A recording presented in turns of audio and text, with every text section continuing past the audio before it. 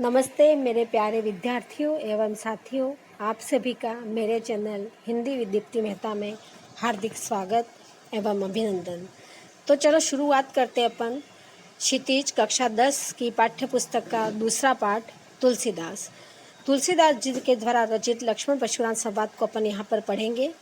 सबसे पहले जान लेते हैं इनका जीवन परिचय। तो इनका जन्म संवत 1589 यानी सन के हिसाब से देखें तो 1532 में हुआ था। इनका जन्म उत्तर प्रदेश के बांद्रा जिले के राजापुर गांव में संवत 1589 सन 1532 में हुआ था। इनके पिता का नाम आत्माराम था और यह एक सरयू पानी ब्राह्मण थे। इनकी माता का नाम हुलसी था। कहा जाता है कि तुलसीदास जी का जन्म है वो अभुक्त मूल नक्षत्र में हुआ था, जिसकी वजह से इनकी अवस्था 5 वर्ष के बालक के समान थी। ये 5 वर्ष के बालक के समान दिखाई देते थे और ये मुंह में दांत लिए ही पैदा हुए थे। इन भय की आकांक्षा के चलते इनके माता पिता ने इनको क्या कर दिया, छोड़ दिया था तथा मुनिया नामक दासी को दे दिया, जिससे इनके पालन पोषण किया। इनका बाल्यावस्था कष्टपूर्ण बीता। कवितावली में लिखते हैं, कवितावली इनका ग्रंथ है, इनमें इन्होंने लिखा है, मातु पिता जग जाय तज्जो विधहु न लिख्यो कछु भाल भलाई। यानी माता पिता ने मुझे छोड़ दिया था, हो सकता है विधि ने मेरे कर्म में कुछ भलाई लिखी हो। इनके गुरु का नाम नरहरिदास बताया जाता है। इनकी पत्नी रत्नावली ये बहुत ही विदुषी थी, किंतु किसी कारणवश वैवाहिक जीवन इनका अधिक नहीं चल सका और इन्होंने गृह त्याग कर दिया और वो घूमते घूमते अयोध्या पहुंच गए। इनके विवाह के बारे में कहा जाता है कि अपनी पत्नी रत्नावली से बहुत ही प्यार करते थे। एक दिन रत्नावली अपने पियर जाती है तो वो उनके बिना नहीं रह सकते और पीछे पीछे वो भी चले जाते। रात के अंधेरे में उनको पता नहीं चलता है, सांप लटका हुआ और वो रस्सी को समझकर उससे टांग कर रत्नावली के पास पहुंच जाते हैं। रत्नावली ये देखती है कि इतना आघात प्रेम, तो वो कहती है कि मुझ में इतना आघात प्रेम है, अगर ये प्रभु श्री राम में होता तो आपका कल्याण हो जाता। तो उनको उनके ज्ञान चक्षु खुल जाते हैं और वह गृह त्याग करके चले जाते हैं और कहाँ पहुँच जाते हैं, अयोध्या में पहुँच जाते हैं।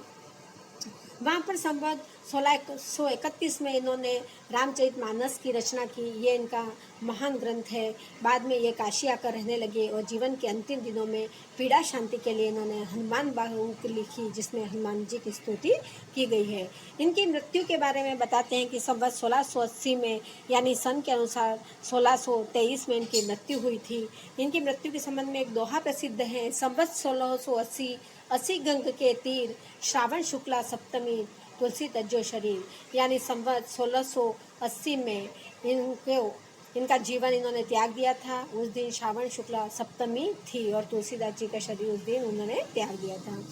इन्होंने राम के अनन्य भक्त, इन्होंने अपनी भक्ति जो थी वो ये राम के अनन्य भक्त थे। इनकी भक्ति दास्य भाव की थी और यह दास्य भाव में अपनी भक्ति किया करते थे। इनके प्रमुख रचनाएं हैं रामचरितमानस, विनय पत्रिका, दोहावली, गीतावली, कवितावली, रामाज्ञ प्रश्न, बरवे रामायण, जानकी मंगल, पार्वती मंगल, रामलला नहचू, वैराग्य संदीपनी तथा श्री कृष्ण गीतावली। तुलसी आदर्शवादी कवि थे। उन्होंने आदर्श चरित्रों का सृजन कर हमें दैनिक जीवन में अनेक अनुकरण का संदेश दिया। ये अवधी और ब्रज भाषा दोनों के पंडित थे। इनकी जो रचनाएं थी वो कुछ रचनाएं तो इनकी अवधी में रचित थी और इनकी कुछ रचनाएं ब्रज भाषा में रचित थी।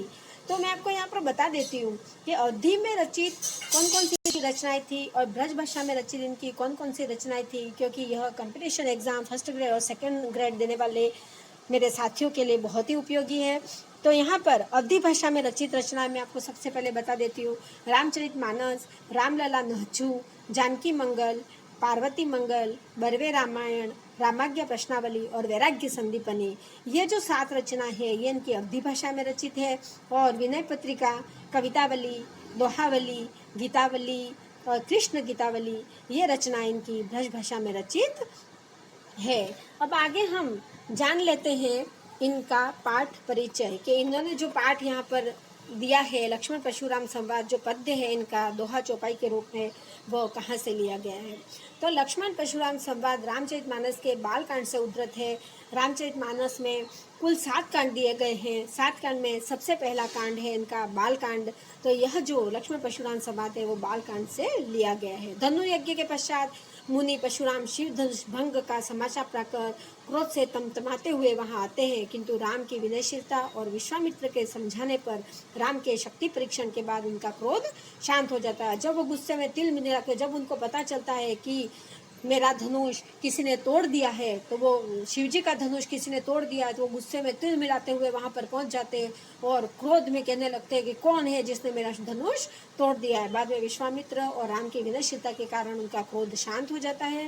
परंतु इसी बीच लक्ष्मण और परशुराम के बीच व्यंग्योक्ति से युक्त जो संवाद हुआ है उस प्रसंग को यहाँ प्रस्तुत किया गया है कि लक्ष्मण और परशुराम किस प्रकार से अपना संवाद प्रस्तुत कर रहे हैं। क्रोध परशुराम के क्रोध से भरे वचनों का उत्तर लक्ष्मण व्यंग वचनों में देते हैं। लक्ष्मण जहाँ विवाद वत्सल है, वही श्री राम नीतिज्ञ एवं सौजन्य के प्रतिमान के रूप में प्रकट होते हैं। विश्वामित्र संतुलन बिंदु है, उन दोनों के मध्य सामंजस्य का काम करवाते हैं और चरम क्रोध की दिशा में परशुराम के आवेश को प्रशमित करते हैं और परशुराम का क्रोध भय से अधिक हास्य का आलम्बन बन जाता है। अब अपन अपने मूल विषय वस्तु पर आ जाते हैं। यहाँ पर अपने जो पाठ है, पद्य है लक्ष्मण परशुराम संवाद, यह बालकांड में से उद्धृत है। बालकांड में से दोहा चौपाइयाँ ली गई है जिसको अपन यहाँ पर पढ़ते हैं। तो सबसे पहली चौपाई यहाँ पर अपन पढ़ते हैं। नाथ शंभु धनु भंज निहारा, होई केऊ एक दास तुम्हारा, आयसु काह कहिय किन मोही, सुनी रिसाई बोले मुनि कही। शंभुधन मतलब शिवजी का धनुष, भंज निहारा मतलब तोड़ने वाला, होई मतलब होगा। यानी यहाँ पर राम परशुराम से कहते हैं, जब परशुराम वहाँ पर क्रोधित होकर आते हैं धनुष टूटने के बाद उनको पता चलता है, तब राम परशुराम से कहते हैं, हे नाथ, शिव के धनुष को तोड़ने वाला कोई आपका ही दास यानी सेवक होगा। आयसु काह, आयसु मतलब आज्ञा, कहिए किन मोही, सुनी रिसाई बोले मुनि को ही। रिसाई मतलब क्रोध करना। तो यहाँ पर आगे कहते हैं कि क्या आज्ञा है, मुझे आप क्यों नहीं कहते हो, आप बताइए आपकी क्या आज्ञा है। सुनी रिसाई बोले मुनि को ही। आगे इसे सुनकर क्रोधी मुनि नाराज होकर बोले, सेवकू सो जो करे सेवकाई, सेवक तो वही होता है जो सेवा करे। अरी करनी करी करई लड़ाई। और आगे कहते हैं, शत्रु कर्म करके जो युद्ध करे वह कभी भी सेवक नहीं होता है। आगे सुनहु राम जही शिव धनु तोड़ा। आगे कहते हैं, हे राम सुनो, जिसने शिव धनुष तोड़ा है, सहस बाहु समसो रिपु मोरा, यानी वह सहस बाहु की तरह, शस्त्रार्जुन की तरह मेरा शत्रु है। रिपु मतलब शत्रु होता है यहाँ पर। सो बिल गाऊ बिहाई समाजा, न तो मारे जही सब राजा। आगे वह कहते हैं, इसलिए वह सभा में मेरा शत्रु है, सभा को छोड़कर यहाँ से चला जाए। न तो मारे जय सब राजा, नहीं तो यहाँ पर उपस्थित सभी राजा मारे जाएंगे, इसलिए उसको सभा से चले जाना ही उचित है। सुनी मुनि वचन लखन मुस्काने। मुनि के वचनों को सुनकर लक्ष्मण जी क्या करने लगे, मुस्काने लगे।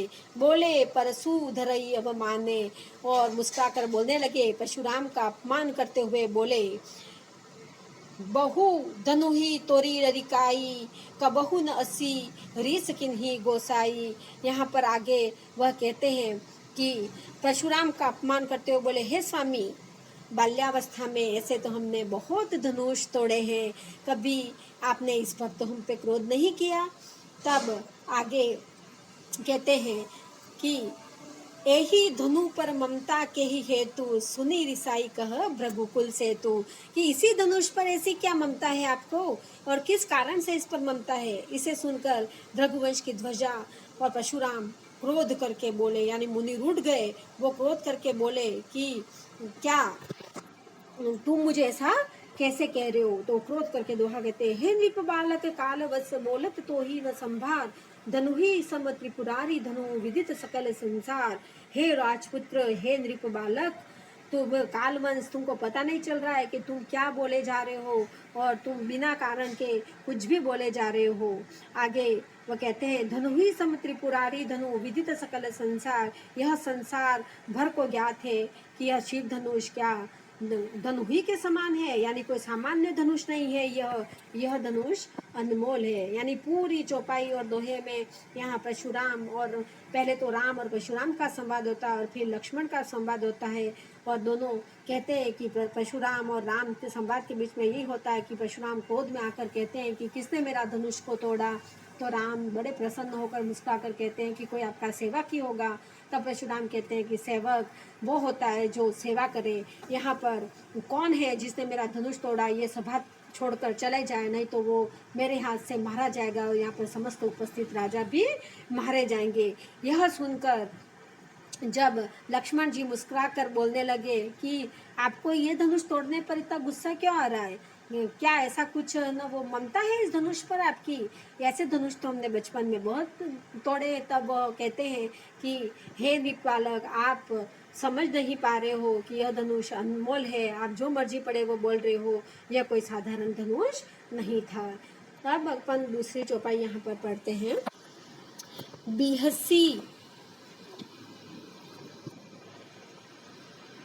दूसरी चौपाई आपकी है। लखन कहाँ हंसी हमरे जाना, सुनहु देव सब धनुष समाना।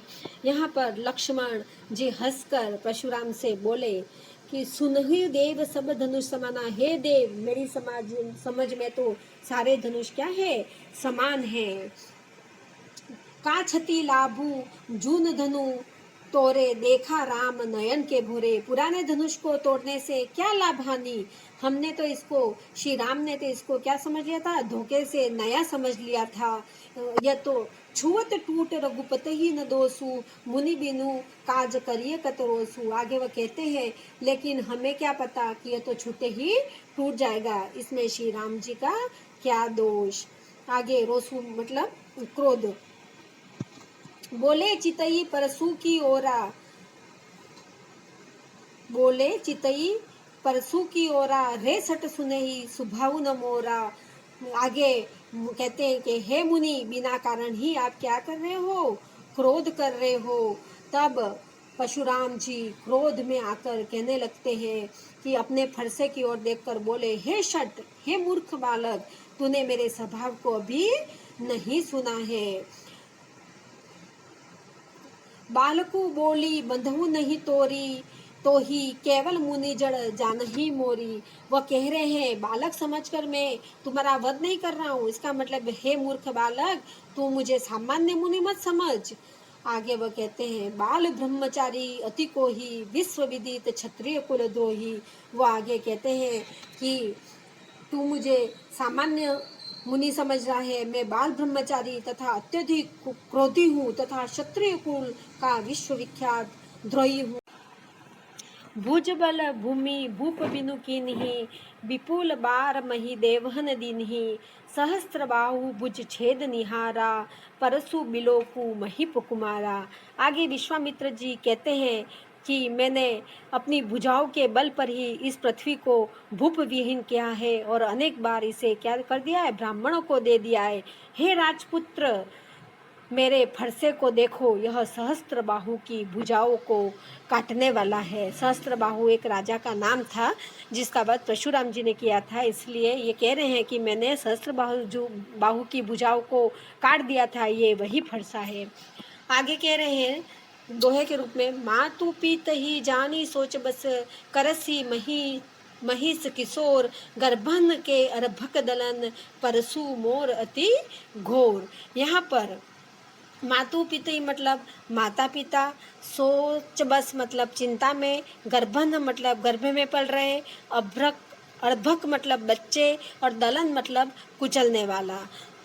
हे राजपुत्र, परशुराम जी कह रहे हैं हे राजपुत्र, माता पिता को शोकग्रस्त मत करो, गर्भों में शिशुओं का मर्दन करने वाला मेरा यह फरसा अत्यधिक भयंकर है। मतलब इस पूरे दोहे और चौपाई में लक्ष्मण को परशुराम जी कहते हैं और लक्ष्मण परशुराम जी को कहते हैं, दोनों का संवाद दे रखा है। पहले तो लक्ष्मण जी हंस कर कहते हैं कि हे देव, हमने तो सारे धनुष को एक समान समझा, हमें क्या पता था ये धनुष पुराना है और हाथ लगाते ही टूट जाएगा, हमने तो इसे नया समझा था। लेकिन आगे मुनि क्रोध में आ जाते हैं और वह कहते हैं कि हे मूर्ख बालक, तूने अभी मुझे समझा नहीं है, मेरे स्वभाव को पहचाना नहीं है, नहीं तो मैं तुझे बालक समझकर छोड़ रहा हूँ। इसका मतलब ये नहीं है कि तुम कुछ भी बोलो, तुम मुझे नीरा मुनि समझो। मैं बाल ब्रह्मचारी हूँ, अत्यधिक क्रोधित हूँ और क्षत्रिय कुल का द्रोही हूँ। मैंने इस धरती पर बहुत सी बार क्षत्रियो विहीन कर दिया है और सारा राजपाट किसको दे दिया है? ब्राह्मण को दे दिया है। मैं सहस्त्रबाहु की भुजाओं को काटने वाला हूँ। अपने फरसे से, ये वही फरसा है, मैं तुमको भी काट सकता हूँ, पर तुम्हें छोटा बालक समझकर छोड़ रहा हूँ। इस प्रकार दोनों के बीच में वार्तालाप होती है। मैं आशा करती हूँ कि आपको ये दोनों दोहा और चौपाई आपको अच्छे से समझ में आया होगा। आगे के जो दोहे चौपाई बाकी है वो अपन नेक्स्ट वीडियो में पूरा करेंगे, क्योंकि ये वीडियो ज़्यादा लंबा न हो जाए। आपको मेरा ये वीडियो अच्छे से समझ में आया होगा तो मेरे चैनल को लाइक करें, शेयर करें, सब्सक्राइब करें। जय हिंद, जय भारत।